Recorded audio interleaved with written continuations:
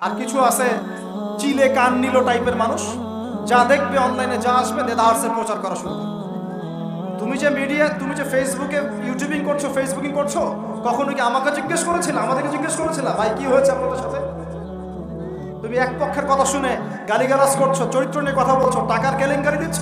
আর সবচেয়ে কষ্ট পেয়েছি আমি এখানে কিছু আলেম ওলামাও এর পক্ষে সাফাই গাওয়া শুরু করেছে। আমি এই জায়গায় কষ্ট পেয়েছি। শোনেন, আজকে মজা নিচ্ছেন, ট্রল করছেন, করেন, এটা আপনার দিকেও আসবে ইনশাআল্লাহ, দেখে নিন। তবে এখন বলতে বাধ্য হচ্ছি, কারণ এটা ফেসবুকের যুগ, ইউটিউব অনলাইনের যুগ। সত্যটা উপস্থাপন না করলে অনেক মানুষ বিভ্রান্ত হতে পারে। শুধু এই স্বার্থে আমি কথাটা বলছি, আদারওয়াইজ আমি কথাগুলো বলতাম না। কারণ নিজের ঘরের ত্রুটি মানুষের সামনে উপস্থাপন করতে হয় না, নিজের ঘরের ত্রুটিগুলো মানুষের সামনে উপস্থাপন করতে হয় না। ওয়াজ মাহফিল করতে এসে এমন অনেক তিক্ত অভিজ্ঞতার সম্মুখীন হতে হয়েছে যেগুলো আপনারা কখনো কল্পনাও করতে পারবেন না, যেগুলো আমি ঘরের ত্রুটি মানুষের সামনে বলতে চাইতাম না কখনোই, কিন্তু এখন কিছু কিছু ঘটনাকে কেন্দ্র করে এগুলো বলতে বাধ্য হচ্ছে। না বললে মানুষের সামনে প্রকৃত সত্যটা উপস্থাপিত হবে না। আর কতদিন চুপ করে থাকবে? কত কিছু হয়েছে এই জীবনে ফেস করতে আপনি কল্পনা করতে পারবেন। আমি এগুলো বলতে চাইতাম না কখনোই, এগুলো আমি কোনোদিনও বলতে চাইতাম না, এখন বলতে বাধ্য হচ্ছে আপনাদের প্রশ্নের কারণে।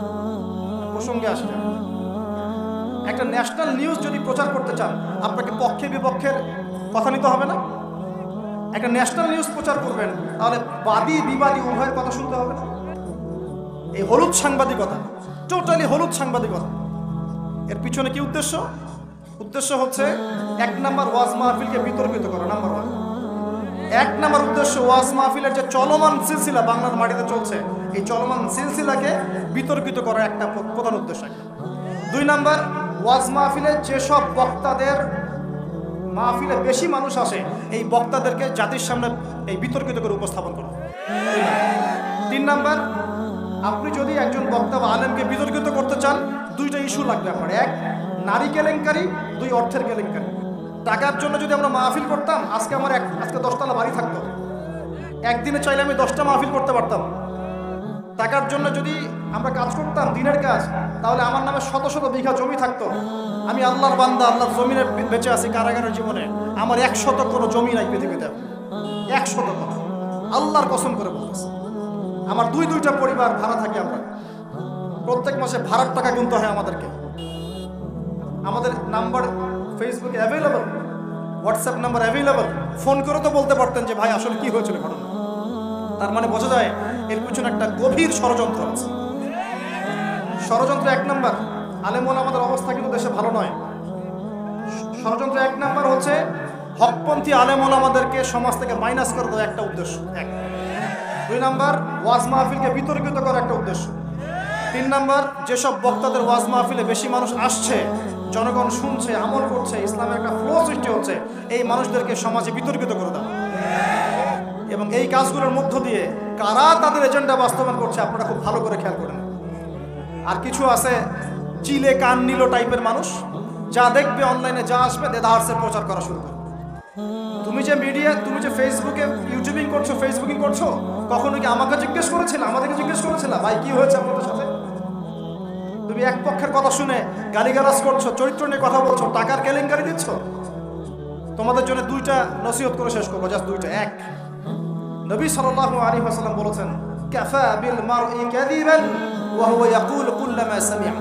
কোন ব্যক্তির মিথ্যাবাদী হওয়ার জন্য এতটুকুই যথেষ্ট যে সে যা শুনবে যাচাই বাছাই না করে তা প্রচার করা শুরু। 1।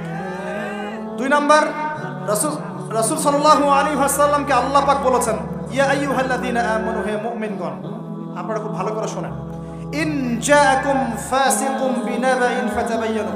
কোন ফাসিক, পাপাচারী, কোন ফাসিক যদি কোনো সংবাদ নিয়ে আসে, সেটা বিশ্বাস করার আগে অবশ্যই যাচাই বাছাই করে নিন। না হলে আন তুসিবু কওমান বিজাহালা ওয়া তুসবিহু আলা মা ফাআলতুম নাদিমিন। না হলে তোমরা অজ্ঞতাবশত এমন পদক্ষেপ নিয়ে ফেলবে যার ফলশ্রুতিতে তোমাদেরকে অনুতপ্ত হতে হবে। আর সবচেয়ে কষ্ট পেয়েছি আমি এখানে কিছু আলেম ওলামাও এর পক্ষে সাফাই গাওয়া শুরু করেছে। আমি এই জায়গায় কষ্ট পেয়েছি। শোনেন, আজকে মজা নিচ্ছেন, ট্রল করছেন, করেন, এটা আপনার দিকেও আসবে ইনশাআল্লাহ, দেখে নিন। কারণ এটা শুধু আমাকে উদ্দেশ্য করা নয়, এর উদ্দেশ্য হচ্ছে পুরো ওয়াজ মাহফিল এবং আলেম ওলামা এবং পুরো কমিউনিটিকে বিতর্কিত করা। আপনার উচিত ছিল নিজের ভাইয়ের পাশে এসে দাঁড়ানো, আপনি উল্টা মজা নিয়েছেন। এগুলো আল্লাহর আরশ পর্যন্ত পৌঁছে গেছে ইনশাআল্লাহ। আল্লাহ পাক অচিরেই এর ফলাফল নাযিল করবে ইনশাআল্লাহ। আমি শুধু এতটুকু বলছি, আল্লাহর কাছে হাত তুলে দোয়া করছি, আল্লাহুম্মা ইন্না নাজআলুকা ফি নুহুরিহিম ওয়া নাউযু বিকা মিন শুরুরিহিম। আল্লাহুম্মা আকফিনিহিম বিমা শি'তা, আল্লাহুম্মা মুনজিলাল কিতাব ওয়া সারি'আল হিসাব, ইহজিমিল আহজাব, আল্লাহুম্মা ইহজিমহুম ওয়া জালজিলহুম। এই দোয়ার অর্থ যারা বুঝবেন জেনে নিয়েন যে আমি কি দোয়াটা করছি। আমি আল্লাহর কাছে দোয়া করছি, আল্লাহ পাক সত্যের পক্ষে থাকেন, মিথ্যার বিপক্ষে থাকেন। এখানে ইসলামের বদনাম হয়েছে, আলেমের বদনাম হয়েছে এবং আল্লাহর দ্বীনের দায়ীদের গায়ে আঘাত এসেছে এবং মিথ্যা প্রপাগান্ডা চালিয়ে চরিত্র হনন করা হয়েছে। আল্লাহর কাছে দোয়া করছে আল্লাহ পাক যেন একাই এই জালেমদের বিরুদ্ধে আমাদের পক্ষে যথেষ্ট হয়ে যান। আমরা দোয়া করছি আল্লাহ পাক যেন এদের এবং আমাদের মাঝখানে ফয়সালাকারী হিসেবে আল্লাহ পাকই যথেষ্ট থাকেন ইনশাআল্লাহ। আল্লাহুম্মা মুনজিলাল কিতাব, আল্লাহ পাক কিতাব নাজিলকারী, সারি'আল হিসাব, দ্রুত হিসাব গ্রহণকারী, ইহজিমিল আহজাব, এই জালেমদের এই দলটাকে আল্লাহ পাক ভেঙে দিবেন ইনশাআল্লাহ। আল্লাহুম্মা জালজিলহুম, আল্লাহুম্মা ইহজিমহুম ওয়া জালজিলহুম, আল্লাহ পাক এদেরকে বিধ্বস্ত করবেন, এদের পাগুলোকে ভূমিকম্পের মতো কাঁপিয়ে দিবেন ইনশাআল্লাহ। নবী সাল্লাল্লাহু আলাইহি ওয়াসাল্লাম, লাস্ট কথা, নবী সাল্লাল্লাহু আলাইহি ওয়াসাল্লামের উপর অত্যাচার আসলে তিনি দুই রকম সুন্নত দেখিয়েছেন।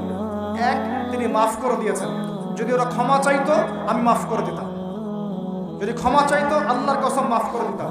ক্ষমা না আছে, উল্টা তারা মিথ্যা প্রপাগান্ডা চালিয়েছে, এর কোনো মাফ নাই ইনশাআল্লাহ। আল্লাহ রাসূল আরেকটা সুন্নাত, তিনি বদদোয়া করেছেন, হাত তুলে তুলে বদদোয়া করেছেন, আল্লাহ অমুককে দেখে নিও, তমুককে দেখে নিও, তমুককে দেখে নিও। আজকে আমি মাজলুম, আমরা মাজলুম, শুধু সেই বদদোয়া আল্লাহর কাছে করছি। অচিরেই দেখে নেবেন তাদের কি পরিণত হয় ইনশাআল্লাহ। আমরা কিচ্ছু করবো না, কিচ্ছু বলবো না, আল্লাহর পক্ষ থেকে কি ফয়সালা হয় খালি দেখে নিন ইনশাআল্লাহ। কারণ আল্লাহর দ্বীনের শত্রুতা করে, দ্বীনের দায়ীদের সাথে, আলেমদের সাথে শত্রুতা করে কোনো জালেম, কোনো ফেরাউন, নমরুদ এই দুনিয়াতে টিকতে পারে নাই, আগামীতেও পারবে না ইনশাআল্লাহ। আর কিছু বলার মতো মন মানসিকতা আমার নাই। আপনাদের কাছে দোয়া করব, আপনাদের জন্য দোয়া করবো এবং অনুরোধ করব যে আল্লাহর ওয়াস্তে এই বিভ্রান্তির যুগে এক পেশে মনোভাব রাখবেন না, সত্য মিথ্যা যাচাই করবেন, তারপরে আপনি বিশ্বাস করবেন ইনশাআল্লাহ। আর বিশ্বাস করবেন আল্লাহর পথে দায়ী আলেম, মুহাদ্দিস, মুফতিরা কোনোদিনও দিনের অকল্যাণে কোনো কাজ করে না।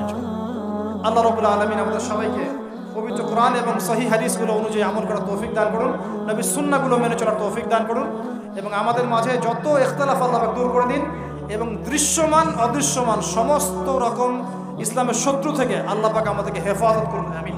সুবহানাকা আল্লাহুম্মা ওয়া বিহামদিকা আশহাদু আল্লা ইলাহা ইল্লা আনতা আস্তাগফিরুকা ওয়া আতুবু ইলাইক।